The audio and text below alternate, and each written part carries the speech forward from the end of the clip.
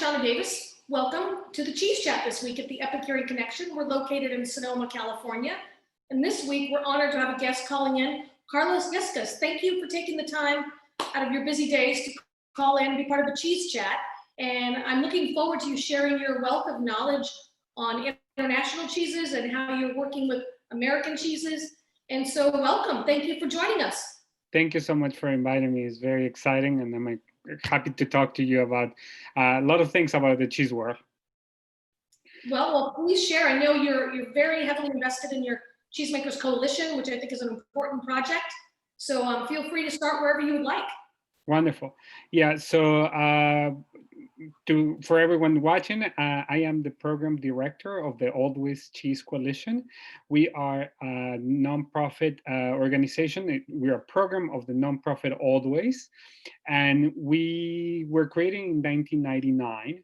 And the reason why we were created is because back then, the Food Drug Administration, the FDA, was looking into banning all raw milk cheese in the United States. Up to that point, there had been a rule that if a cheese had been aged for 60 days, even though it was made with raw milk, it could be sold. The proposal at that moment was to eliminate all of the raw milk cheeses, and so the original coalition came together. That original coalition included the Cheese Importers Association of America, the American Cheese Society, and the three big European consortiums of cheese, the one that represents Roquefort, the one that represents Parmigiano Reggiano, and the one that represents Gruyere. And the sixth organization was Oldways, which is the parent organization of my program. And it was a very different time in 1999. And what was fun at that time is that people still wrote to their legislators. And so what was done in cheese stores all around the United States, there was a petition asking Congress to tell the FDA to not ban raw milk cheese. And so people that went into cheese stores and specialty stores got to sign the petition. All those signatures then went mail to our offices, and then we mailed them all together with a big petition to the government. What we got out of that was for the FDA to stop looking into banning raw milk cheeses. A couple of years passed, and it was successful at that moment. And then a couple of years passed, and in 2014, the FDA again was looking into issues of cheese and decided that its rules didn't allow and wouldn't allow anymore for the sale of cheese that was aged on wood boards. And of course, a lot of people that age cheese in the United States in wood boards got really worried, because while the first idea of this ban was going to be for European cheeses, it was not going to be, and it was not going to be for American cheeses, it will end up affecting American cheeses as well. So the coalition got together again, and the decision then was that it will start with programming. And so it was launched in 2014, and we had a big campaign to ask the FDA to stop banning, or to stop their work towards banning wood boards. And since 2014, we have been working on many issues, raw milk cheese being the most important, but also the controlling the wood board so it's not prohibited, and many other things that had to do with traditional cheese making practices. Most recently, under the new, or under the vision of the USTR, the United States Trade Representative, with the Trump administration, was decided that there were going to be tariffs on cheese, on European cheeses coming into the United States. And so we have been working really closely with the Cheese Importers Association, but also with retailers in the United States, to ask for the government to stop these extra tariffs. These extra tariffs mean that all of the cheeses coming from Europe were 15% more expensive at the dock. That will translate in a big in a big amount to producers, to retailers in the United States. And so we've been battling that since last year, and hopefully with the change of government and the USTR, we will have those extra tariffs be gone. So that's a very long sort of introduction of what the coalition does, what is my involvement. I have been working in cheese before, but so that's the sort of sum up of the things that we've been doing. That's a lot that you've been working on, and thank you. We need to apologize. I put my mask on while somebody made a delivery, so just taking it back off now. But I appreciate it. I remember the raw milk when that came to that, and I know Ig Velo was a very big voice in making sure raw milk cheeses could be sustainable. And then with the wood, he was very big supporter of using wood boards, and really went to bat for some of the newer cheesemakers to have access to wood boards. And he's missed during these times when he would be out there lobbying with you right at Congress level. And I know he loved that petition. He'd get every customer that came in his shop to sign those petitions. Yeah, no, people like people in at the dairy and cheese shop in New Jersey, people like Kathy Strange at Whole Foods. So many people have worked very hard on these issues. The coalition has been sort of the organization that has brought everything together, but it is really a lot of individuals that have done a lot of work in this and in many different places, because the big thing is that the government and specifically the FDA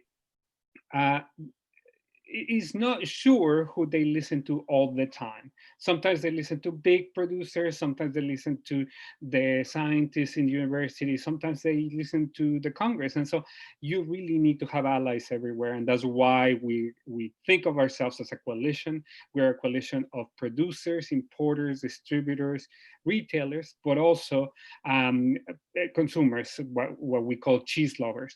And so cheese lovers are a big part of our coalition, and we have used, maybe use is not the best term here, but we have definitely put them to work, right? Like to sign petitions, to write the government, to make comments to the FDA, to make comments to the CDC, and so a lot of our success has been on built on the work of a lot of people. So we're just here coordinating, basically.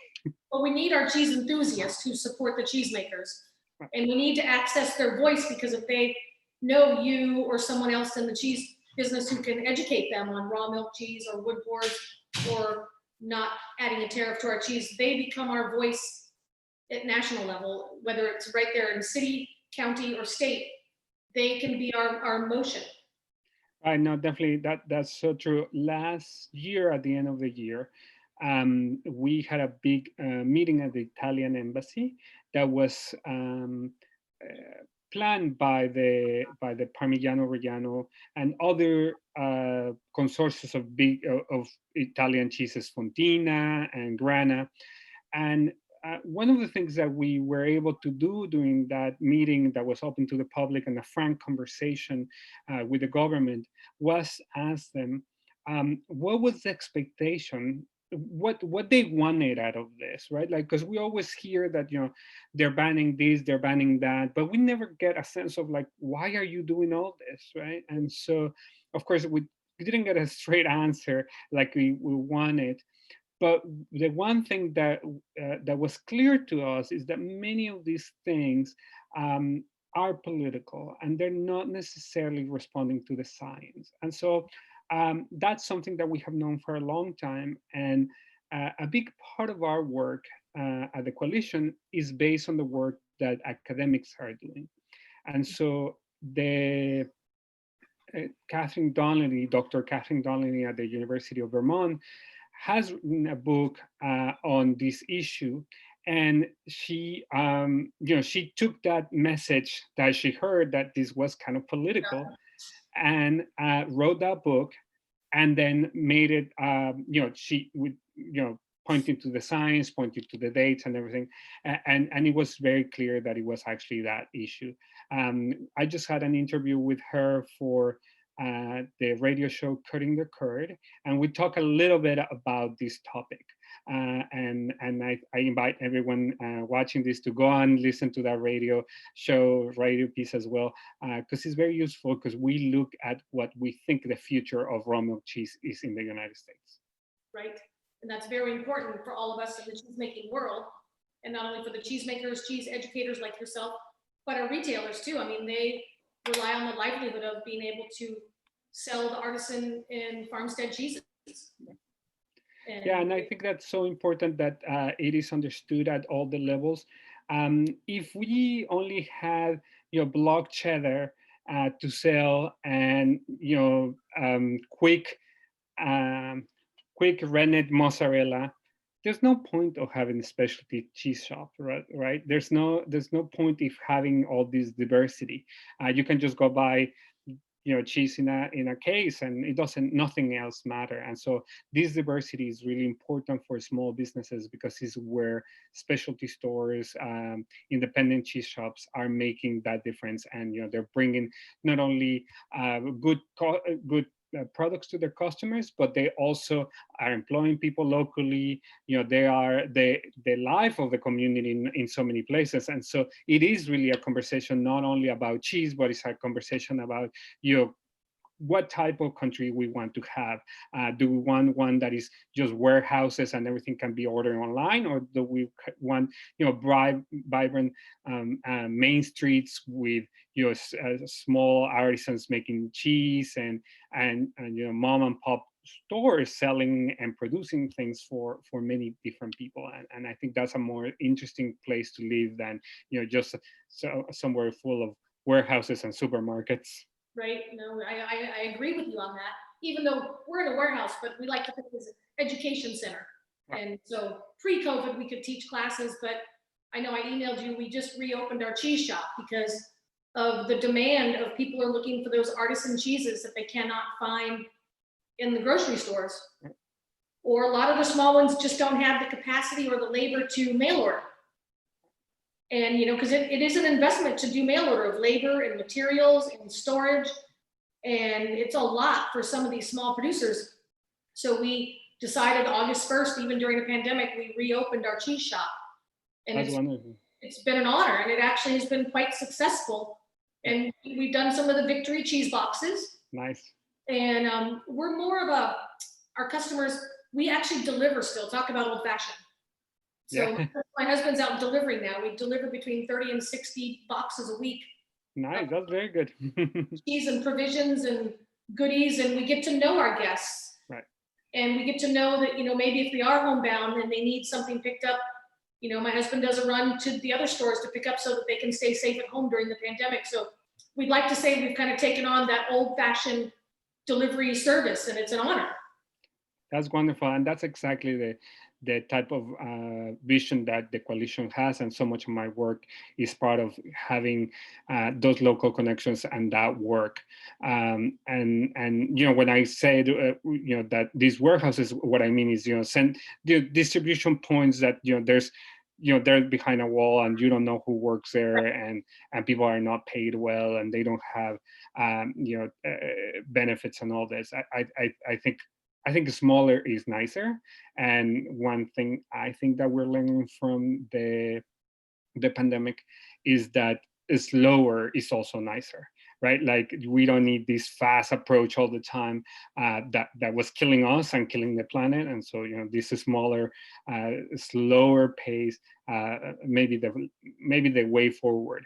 And if we can learn anything from cheesemakers, it's exactly that, right? Like cheesemakers make a cheese today, hoping that everything will go well, right? To sell a cheese in 2 months, some of them in 36 months. I mean, like, talk about like slow, a lot of patience to come up with something that is delicious. And I think we have a lot to learn from that patience from cheesemakers. Absolutely. I think Sid Cook is one of my favorites at Car Valley, because he says, I am the bank of cheese. I make cheese, and I don't know how it's going to turn out in 4 years or 10 years. But he makes cheese, and he employs his community, and he gives back to his community by paying living wages, donating to the food banks during the pandemics. And that to me is what creates a community. And that's actually the tagline of Cheese Chats, creating community through cheese. Nice. That's our tagline. It just kind of came up one day on the show. And so that's what we love about the Cheese Chats. And we started them with once a week in March when the pandemic hit. And I called up Ari Weinswig and said, would you be my first guest? He's like, nice. Sure. And now, months later, we do 3 per day on Thursdays, and we upload them. So you and our listeners can go on and watch on our YouTube station, the Epicurean Connection, or our website, whichever is easier for the listener. And I tell people in the industry like you, turn it on in the background, like when you're doing your work, because you can just listen to, Kurt Damnier from Beecher's talk, or you can listen, to Dee Harley at Harley Farms talk. And it's kind of a nice background for us in the trade. And really, I bet you are too, missing getting us all together. Right. Yeah, it's so important, the conference, what we all know in the cheese industry as Cheese Camp. That connection was so important, but also the meetings that happened at the Fancy Food Show and other trade shows. Here, I live in Massachusetts. We had a big cheese festival. We went normally to the Vermont Cheese Festival, and you had that opportunity not only to meet with consumers and meet with people that buy the cheese, but also with the industry people, and that was so useful. And it's one of the things that we're missing. I was in a conversation this morning with someone at ACS into thinking what it's going to be like next year. And what are some of the programming that we can bring to everyone so that we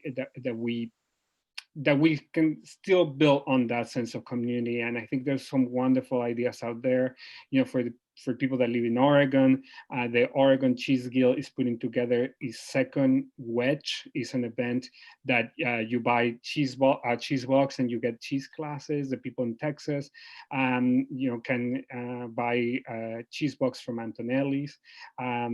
People in Pennsylvania also have the opportunity to buy a cheese box from Di Bruno and take a class with Tenaya Darlington. I mean, there's so much happening, and I think it's wonderful, all this innovation that is happening in our industry.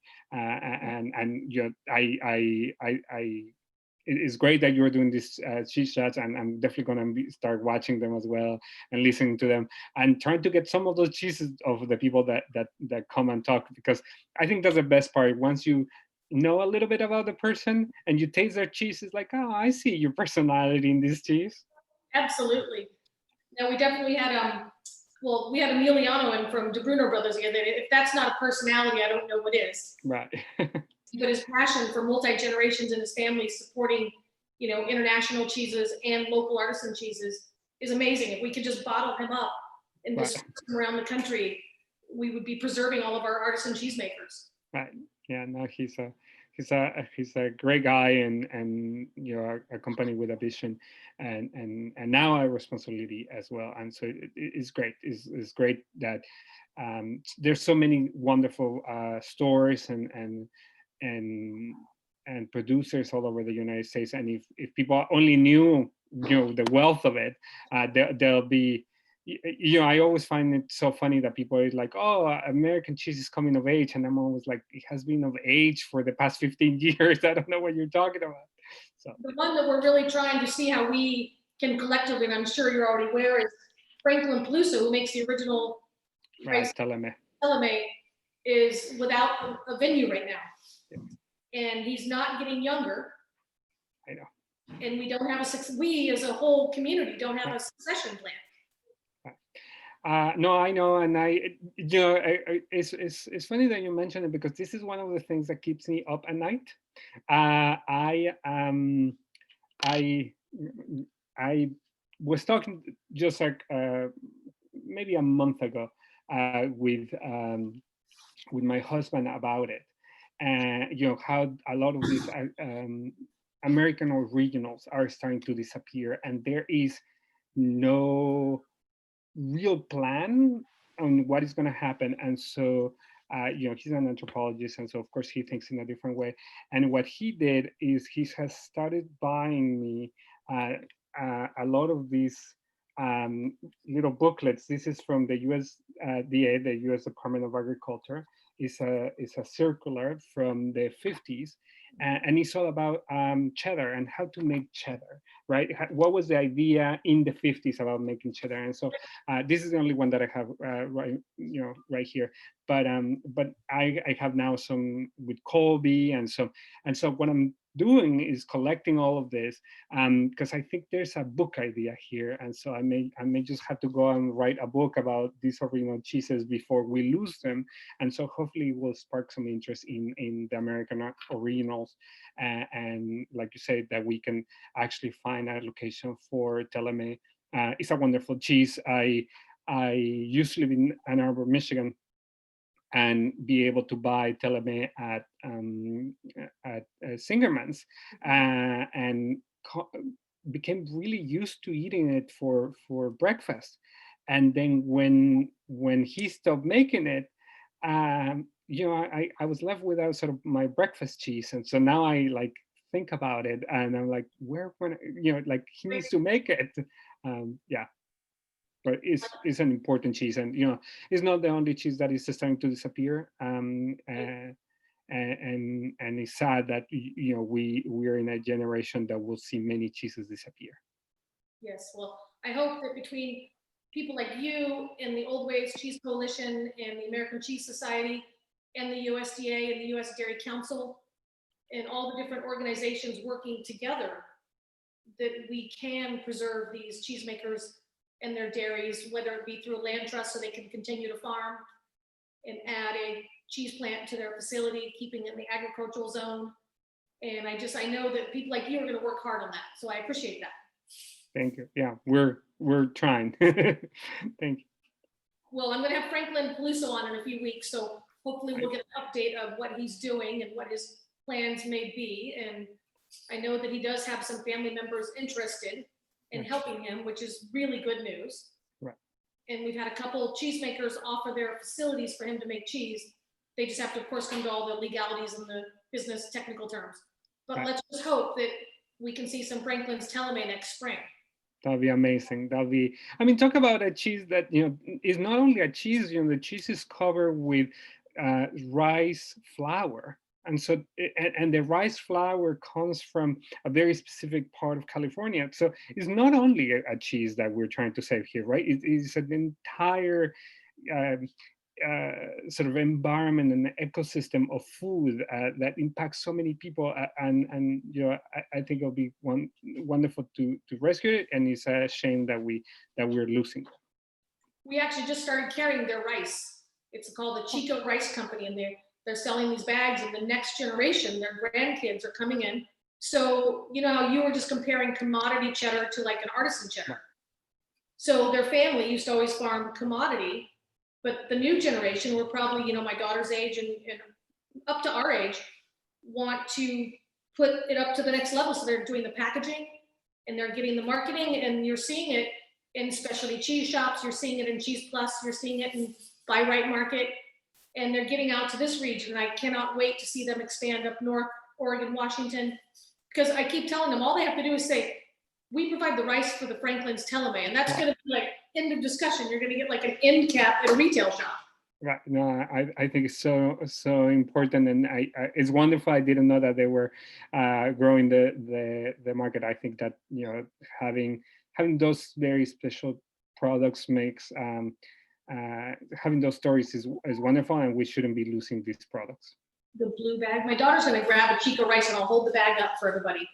Great. That's excellent. Great story. It's regional. It's like you said, it's another family farm being preserved based on their production. And the young lady that came in to sell me her rice to a cheese shop, and I was like, of course we'll take it. And like, not to mention it makes really good risotto. Nice. So here's the one. They have an organic brown. Nice. And then they have, notice they've also gone organic, so organic blonde. And that's what's milled for a rice flour. Nice.